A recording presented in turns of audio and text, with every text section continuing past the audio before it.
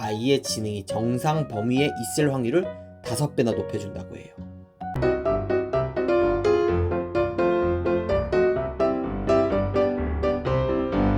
엄마의 독박 육아, 아기에게 안 좋은 영향은 없을까요? 그리고 아빠의 육아 참여가 아기 발달에 미치는 긍정적인 영향은 없을까요?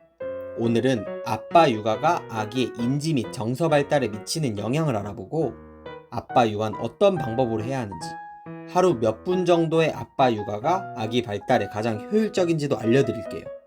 꼭 영상 끝까지 시청해주세요.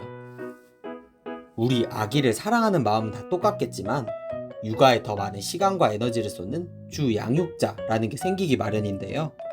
많은 경우에 우리 어머님께서 주 양육자가 되고 자연스레 엄마의 독박 육아로 이어지는 경우도 많은 것 같아요.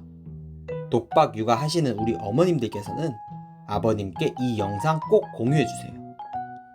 먼저 아빠의 육아 참여가 왜 필요한지부터 살펴볼게요. 메릴랜드 대학교 나타샤 카브레라 교수님은 아빠의 육아가 필요한 이유를 논문을 통해 발표했는데요.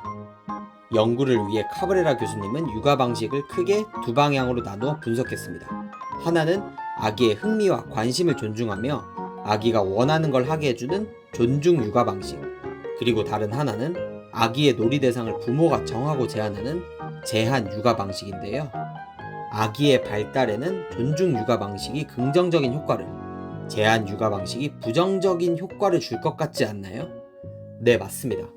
다만 부모 중 누가 어떤 육아 방식을 택하느냐에 따라서 아기의 인지 발달 그리고 정서 발달에 주는 영향이 각기 다르다고 합니다. 같이 확인해 보시죠. 먼저 아기의 인지 발달 측면을 보겠습니다. 부모의 존중 육아 방식이 아기의 인지 발달에 거의 항상 긍정적인 영향을 주었고, 제한 육아 방식의 영향은 아기 나이에 따라 조금 차이가 났습니다. 아기가 2, 3살일 때에는 제한 육아 방식의 부정적인 효과가 발견되지 않았으나 아기가 4살이 되었을 때는 부정적인 효과가 발견되었어요. 아기의 자아가 형성되고 자라면서 아기의 흥미와 관심을 제한하는 것이 인지 발달에 부정적인 영향을 끼쳤다고 해석할 수 있습니다. 여기까지는 특별한 내용이 아직 없는데요. 두 번째로 아기의 사회 정서 발달 측면을 볼게요. 엄마가 존중 육아 방식을 사용할 때 긍정적인 효과는 확인되지 않았으나 아빠가 존중 육아 방식을 사용할 때 긍정적인 효과는 발견되었습니다. 그리고 엄마의 제한 육아 방식은 아기가 2살, 4살일 때 정서 발달에 부정적인 영향을 주었어요. 반면에 아빠의 제한 육아 방식은 아기가 2살 때 아기의 정서 발달에 부정적인 영향을 주었으나 아기의 사회적 성향 발달에는 오히려 긍정적인 영향을 주었습니다. 조금 헷갈리시죠? 걱정하지 마세요.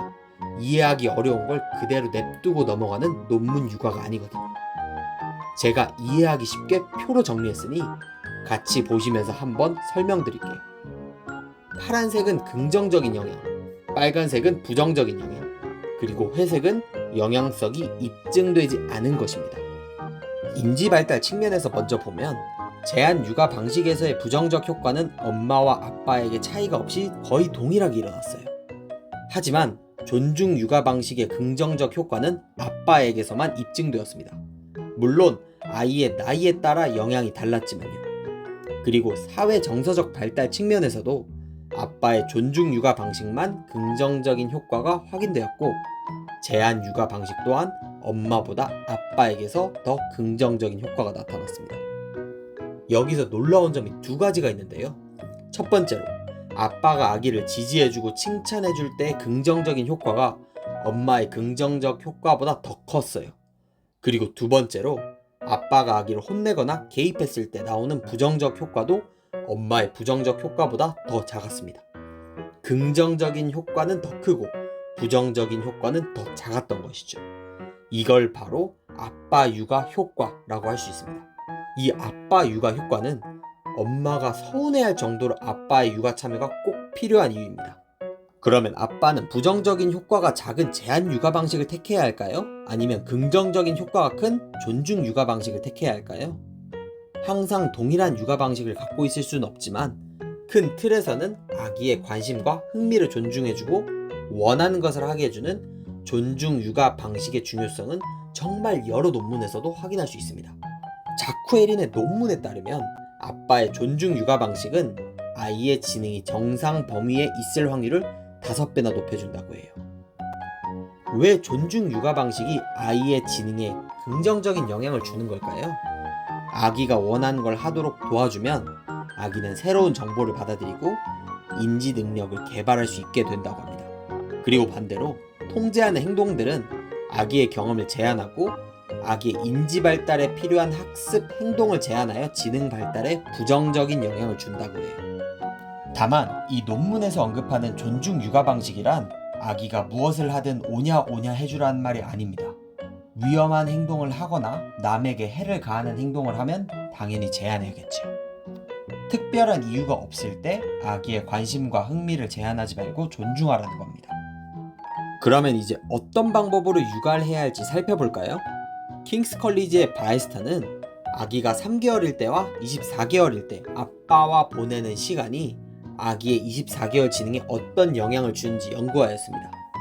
먼저 아기가 3개월일 때 아빠의 섬세함, 육아 참여도, 애정 표현 이렇게 3가지 요소는 모두 아기의 24개월 지능 검사에 긍정적인 영향을 주었어요. 아빠의 육아 참여도가 낮아 아기가 아빠와 보내는 시간이 작을 경우 아빠가 사용하는 언어, 비언어적 표현을 아기가 접할 기회가 줄어들어 아기의 지능에 부정적인 영향을 주었을 가능성이 높습니다. 게다가 아기의 생애 첫 해는 아기의 언어와 다른 능력들을 발달시키는 데 중요한 시기이기 때문이죠. 또한 아빠와 보내는 시간이 부족한 아기에게는 두뇌를 자극할 사회적 환경을 접할 기회가 줄어들어 지능에 부정적인 영향을 주었다고 해석할 수 있습니다.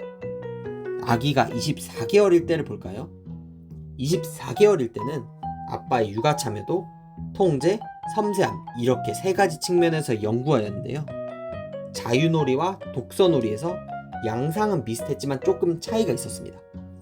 두 놀이 모두에서 아빠의 육아 참여도가 높을수록 그리고 통제 수준이 낮을수록 아기의 24개월 지능에 긍정적인 영향을 주었습니다.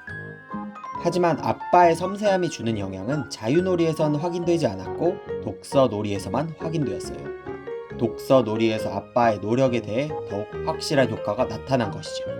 아기와 놀아주는 것과 책을 읽으면서 시간을 보내는 것 모두 아빠가 참여하면 좋겠지만 아버님들께서 시간적, 체력적 여유가 많지 않은 경우 보다 더 확실한 효과를 보여준 독서놀이를 하시는 것을 추천합니다. 물론 더 적극적으로 참여하고 더 섬세하게 그리고 아기의 흥미를 통제하지 않으면서 아기와 시간을 보내야겠죠? 그렇다면 독서놀이를 구체적으로 어떻게 해야 할까요? 아랍에미리트 대학교 자이르벨리는 독서놀이에 대한 구체적 가이드로서 대화형 읽기를 소개했는데요. 제가 구체적으로 말씀드릴게요. 공동 육아자에게도 꼭 공유해주세요. 4가지 내용으로 대화형 읽기를 설명할 수 있습니다. 첫 번째, 책을 읽으며 아이의 흥미를 따라 아이에게 열린 결말의 질문을 합니다. 두 번째, 열린 결말의 질문에 대한 아이의 답을 듣고 그 답에 이어지는 질문을 반복합니다.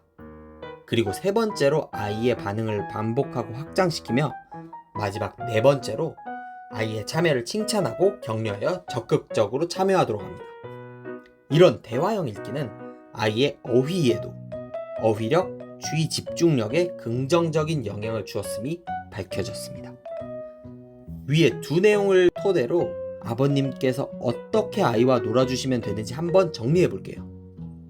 아이가 3개월 정도로 어릴 때는 그냥 몸으로 놀아주시되 아기가 24개월쯤 되었을 때는 위에 소개해드린 대화형 읽기로 아이와 시간을 보내시는 것을 추천합니다.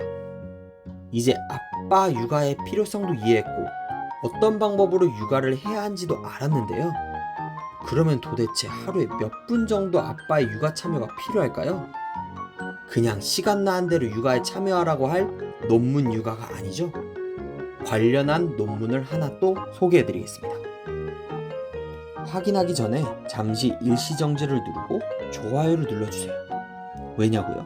좋아요를 받으면 제가 기분이 좋아져서 더 많은 논문을 보고 더 많은 영상을 만들고 더 많은 좋아요를 받아서 좋은 정보를 많은 사람들이 알게 되고 더 많은 아기들이 잘 커서 더 행복한 대한민국을 만들 수 있거든요. 무슨 말이냐고요? 그냥 좋아요를 부탁드린다는 말이었습니다. 이제 좋아요를 눌러주셨으니 바로 연구 결과부터 말씀드릴게요. 시간적, 체력적으로 한계가 있어서 하루 종일 우리 아기를 볼 수 없는 우리 아버님들께서는 짧게는 최소 하루 15분 이상, 시간적 여유가 있을 때에는 하루 1시간 이상을 추천드립니다. 히브리 대학교의 니니오 교수님은 9개월 아기를 대상으로 아빠의 육아 시간과 아기의 사회 인지적 발달의 관련성을 연구했습니다. 아빠의 육아 참여 시간을 0부터 75분까지의 시간을 15분 단위로 잘라 구간을 나뉘어 어떤 구간에서 아기 발달에 주는 영향이 바뀌는지를 확인해 보았는데요. 그 결과 분기점이 딱 두 군데로 나뉘었습니다. 15분 전후 그리고 60분 전후. 좀 더 구체적으로 설명드리면 아기 발달 측면에서 15분 이하로 놀아주는 것보다 15분 이상 놀아주는 게 효과가 더 좋았으나 15에서 30분간 아기와 시간을 보내는 것과 30에서 45분 또는 45에서 60분간 아기와 시간을 보내는 것에서는 차이가 없었습니다. 다만 60분 이상 아기와 시간을 보낼 때는 60분 이하로 시간을 보낼 때보다 아기 발달에 긍정적인 효과가 확인되었어요. 즉, 아이와 시간을 보낼 때 최소한 하루에 15분 이상, 여유가 있을 때에는 1시간 이상 아이와 시간을 보내는 것이 발달 측면에서 가장 효율적인 전략이라고 말씀드릴 수 있습니다. 아이의 성별에 따라 아빠 육아 효과의 차이는 없을까요? 자신타 박사님이 6,000명이 넘는 아이들을 대상으로 조사한 결과 아빠의 육아 참여가 아기의 인지 발달에 주는 긍정적 효과는 남자 아이에게 더 크게 나타난 것으로 확인되었습니다. 따라서 아들을 갖고 계신 우리 아버님들께서는 꼭 육아에 참여해 주셔야 됩니다. 오늘 영상도 매우 내용이 많았는데요. 세 줄 요약해드리겠습니다. 첫 번째, 아빠의 육아는 아기의 인지 발달에 큰 영향을 주며 엄마의 육아 효과와 비교했을 때 긍정적 효과는 더 크고 부정적 효과는 더 작아 아빠의 육아 참여는 필수적입니다. 두 번째, 아기가 3개월일 때는 그냥 몸으로 놀아주면 되지만 아기가 24개월 이후부터는 대화형 읽기 방법으로 놀아주면 더욱 좋습니다. 세 번째, 아들인 경우에 아빠 육아의 효과가 더 크며 짧게는 하루에 15분 이상, 길게는 하루에 1시간 이상씩 아이와 시간을 보내는 것을 추천합니다. 오늘도 영상이 유익하셨다면 구독과 좋아요 부탁드릴게요. 감사합니다.